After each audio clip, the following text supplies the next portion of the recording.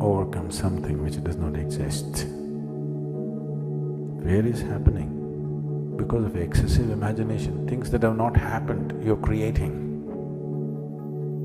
What may happen in your mind happens in 1,000 different formats, and most probably it never happens. The things that you feared, take 100 things that you have feared, probably 99 of them never happened, isn't it? Your fear is always about that which does not exist. You cannot fight or you cannot overcome that which does not exist. We can overcome something that exists. You cannot overcome that which does not exist. You just have to give up that effort. Fear means you're producing horror movies in your mind. Produce something else. Produce a comedy, a love story, suspense, thriller. Try and see today.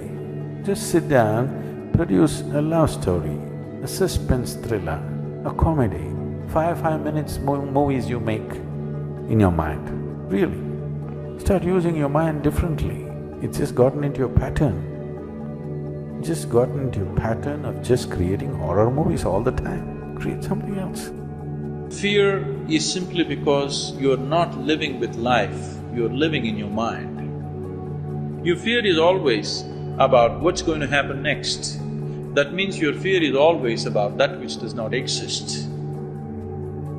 If your fear is about the non-existent, your fear is 100% imaginary. If you're suffering the non-existential, we call that insanity. So, people may be in just socially accepted levels of insanity, but if you're afraid or if you're suffering anything which does not exist, it amounts to insanity, isn't it? People are always suffering, either what happened yesterday or what may happen tomorrow. So your suffering is always about that which does not exist, simply because you're not rooted in reality. You're always rooted in your mind. Mind is… one part of it is memory, another part of it is imagination. Both of them are in one way imagination, because both of them don't exist right now. You're lost in your imagination, that's the basis of your fear.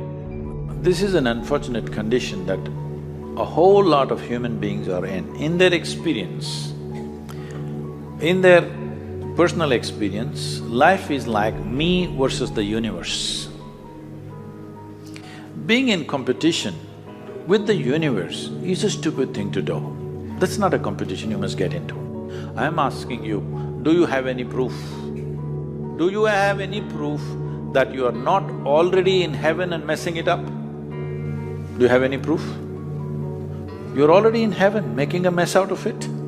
Yes, simply because you are not even learning how to handle your basic faculties of thought and emotion. When will you learn how to handle my thought, how to handle my emotion, how to handle my body, how to handle my chemistry? When are you going to figure this?